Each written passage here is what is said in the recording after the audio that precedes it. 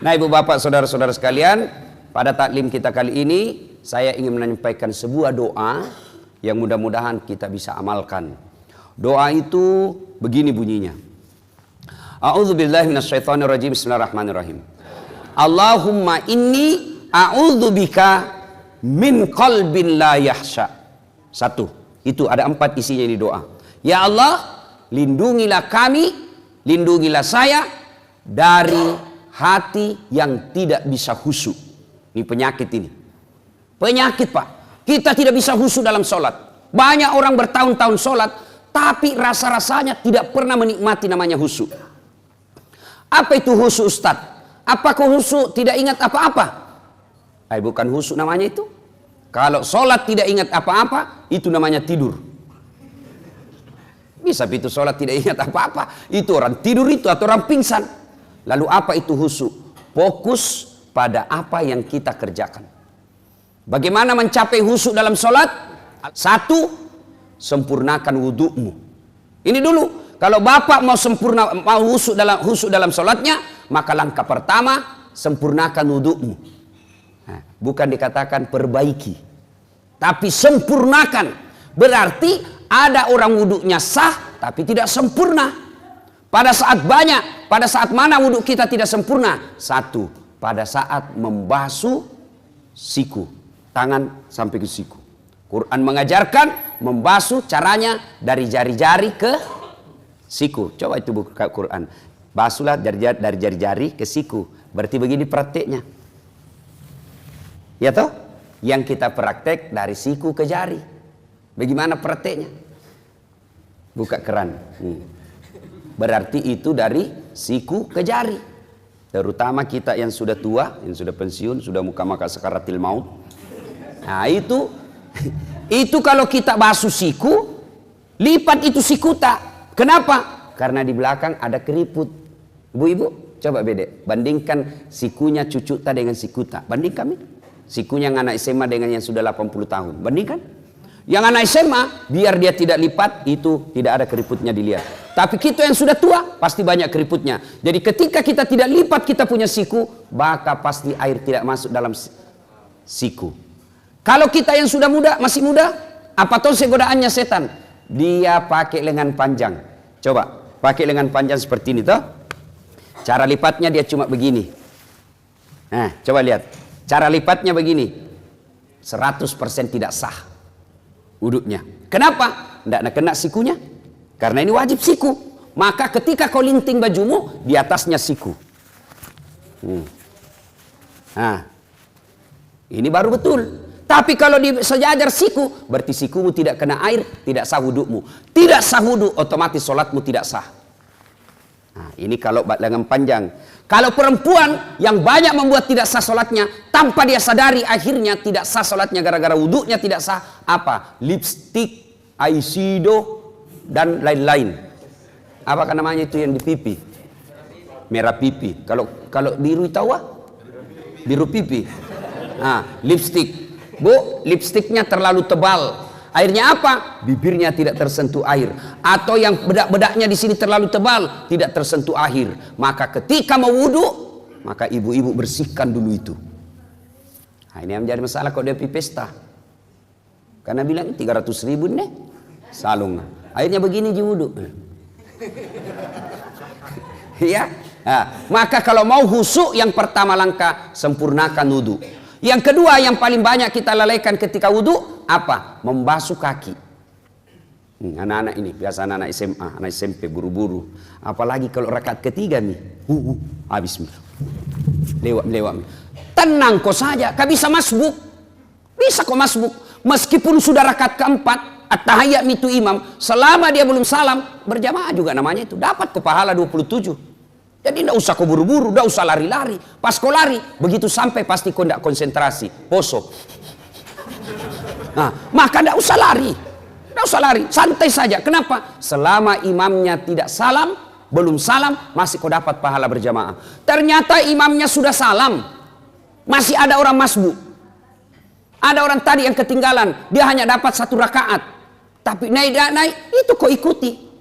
Ini yang banyak kita di dalam masjid. Datang masjid, berapa berjamaah di dalam. Itu tidak boleh itu. Gimana caranya? Ikuti saja yang sudah sholat. Ustaz, kita tidak tahu dia sholat sunnah. Kau ikuti saja. Ternyata dia sholat sunnah. Bukan sholatnya kau ikuti, tapi jamaahnya. Jadi tidak usah makin buru-buru. Nah, apalagi yang membuat kita yang kaki wudhu, berkaitan dengan wudhu kaki. Nah, ini biasa tidak sempurna wudhu. Bahkan bisa jadi tidak sah. Apa? Wudhu kakinya nak kasih begini ji. Itu kalau wudhu ada, coba baca rukun wudhu. Paling terakhir itu rukun wudhu tertib. Apa itu tertib? Mendahulukan yang dahulu, membelakangkan yang belakang. Artinya selesaikan dulu kananmu, baru pindah kiri. Nah, yang kita praktek kanan dulu, kiri lagi, kanan lagi, kiri lagi. Nah, itu orang Bugis bilang maja buta. Nah, selesaikan dulu kanan, selesaikan tuntaskan, baru pindah ke kiri. Tidak usah lagi pindah ke kanan, karena kalau kanan kiri bukan tertib namanya itu. Ya, sudah itu kaki juga. Sempurnakan dulu kanannya, baru pindah ke kiri. Nah, ibu bapak, saudara-saudara sekalian. Ya, bagaimana kalau membasuh kaki dan jari-jari? Sunnahnya jari-jari tanganmu kasih masuk ke jari tangan yang satu. Nah, misalnya kiri yang kita basuh, nah, jari-jari tangan kanan yang masuk. Kalau basuh kaki, jari-jari tangan kita masuk, baru usap ke belakang, lalu sampai ke belakang ini kasih begini, kasih naik. Kenapa? Tumit bisa jadi tidak basah, apalagi bagian ini Pak. Kalau buru-buru gitu, ini yang paling sering tidak basah. Kalau tidak basah ini Pak, pasti tidak sah wudu. Tidak sah wudu, tidak sah salatmu. Ah, inilah yang Allah jelaskan dalam Quran. Ara'aital ladzi yukatsibu biddin. Tahu tidak kamu pendusta agama? Menurut Profesor Dr. Quraisy Shihab yang menafsirkan ayat ini, termasuk diantaranya pendusta agama itu solatnya dusta. Siapa mereka? Mereka yang lalai dalam solatnya. Kenapa lalai dalam solatnya? Mulai dari wudhunya tidak sempurna. Nah, itu pendusta agama kita itu kena. Jadi nanti di akhirat kita bilang, Tuhan, mana pahala solatku 40 tahun? Nah, bilang Tuhan, memang kau sembahyang tapi tidak sah. Kenapa bisa? Dikasih lihat video tak? Kan itu kita itu Pak. 24 jam ada CCTV. Ini kalau CCTV na masjid keluar kita nak lihat makin. Tapi CCTV-nya Allah namanya Raqib dan Atid. Nah shooting kau terus 24 jam. Biar tidur lagi di toilet, nanti nak putarkan ke Tuhan. Inikah solat yang saya ajarkan?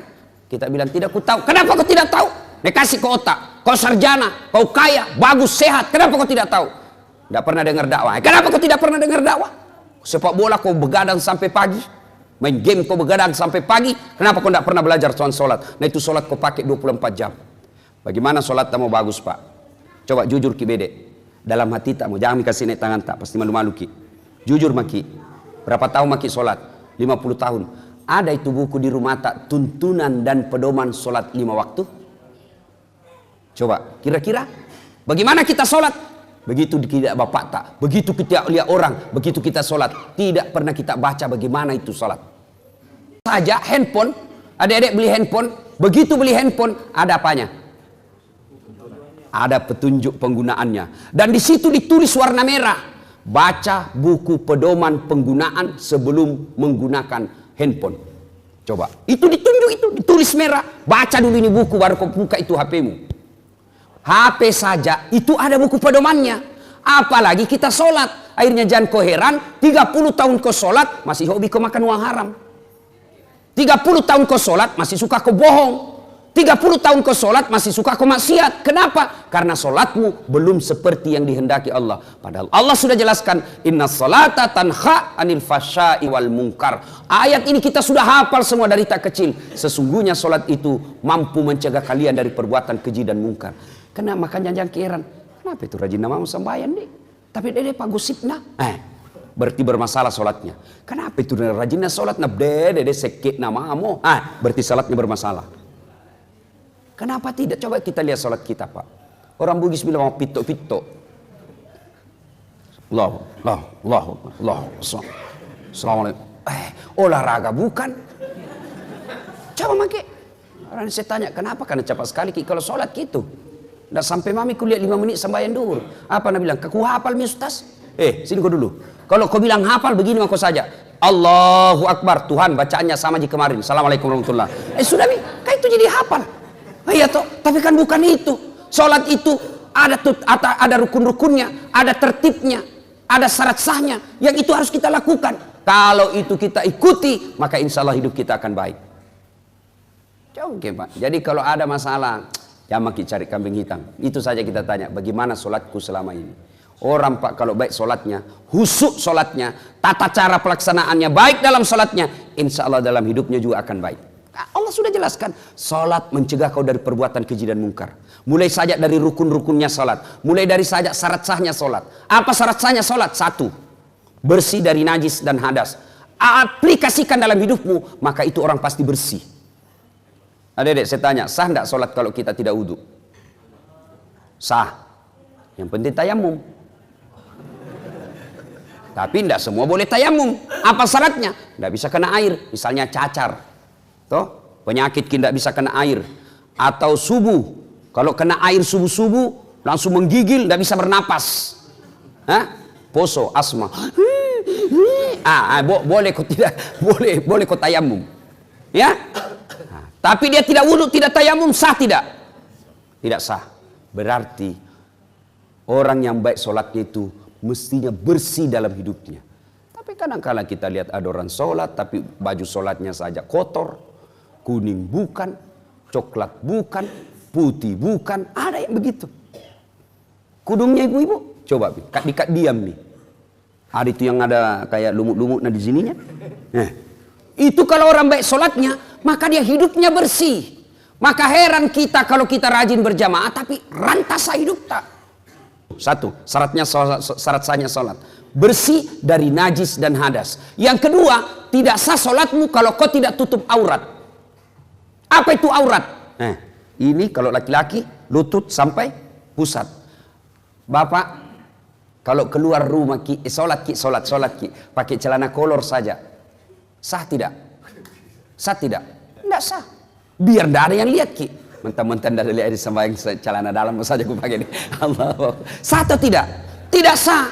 Artinya apa? Ini sesungguhnya aurat itu aplikasinya dalam kehidupan sehari-hari. Malu. Kan malu orang kalau kelihatan paha tuh. Malu itu ibu-ibu kalau kelihatan dadanya. Malu itu ibu kalau kelihatan keteknya. Kecuali yang keluar anak darah yang kelihatan keteknya. Nah, malu itu sudah putus rasa malunya. Urat-urat malunya sudah tidak ada. Kita laki-laki sesah.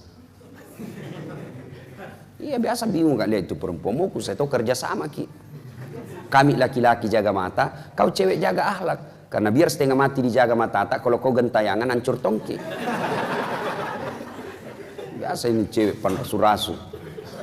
Dilihat habis sikir, tidak dilihat barang bagus. Terpas pala pasar Cina saja.